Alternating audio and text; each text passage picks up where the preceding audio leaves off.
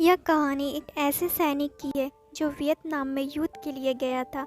युद्ध समाप्त होने के बाद जब उसे घर लौटने की बारी आई तो उसने अपने माता पिता को सैन फ्रांसिस्को से फ़ोन किया। माँ और पिताजी, मैं घर आ रहा हूँ, लेकिन घर आने से पहले मुझे आपसे एक बात पूछनी है। मेरा एक दोस्त है जिसे मैं अपने साथ घर लाना चाहता हूँ, क्या मैं उसे ला सकता हूँ? बिल्कुल बेटा, ये भी कोई पूछने की बात है। हमें तुम्हारे दोस्त से मिलकर बहुत ही खुशी होगी, माता पिता ने जवाब दिया। लेकिन पहले एक बात आप लोग जान लें, सैनिक बोलता गया। युद्ध में वह बहुत ही बुरी तरह से घायल हो गया है। उसने एक बारूदी सुरंग पर पैर रख दिया था और उसमें उसने अपना एक हाथ और पैर गंवा दिया है।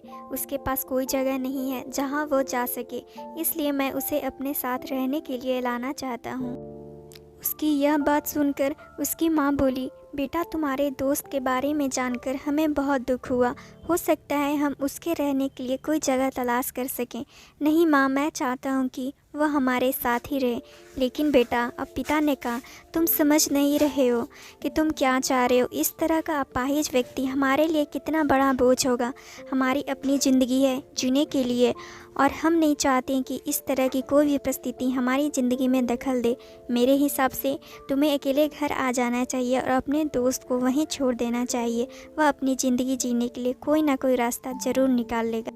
यह सुनकर सैनिक ने फ़ोन रख दिया। कुछ दिनों बाद उसके माता पिता को सैन फ्रांसिस्को पुलिस से एक संदेश मिला, जिसमें उन्हें बताया गया कि उनके बेटे की एक बिल्डिंग से गिरकर मौत हो गई है और पुलिस के हिसाब से यह एक सुसाइड केस था। दुखी माता पिता ने तुरंत ही सैन फ्रांसिस्को के लिए एक फ़्लाइट बुक करवाई और वहां पहुंच गए। वहां उन्हें शहर के मुर्दा घर ले जाया गया ताकि वे अपने बेटे की पहचान कर सकें। उन्होंने उसकी पहचान कर ली, किंतु यह देखकर उनकी कपकपी छूट गई कि उनके बेटे का बस एक हाथ और एक पैर था।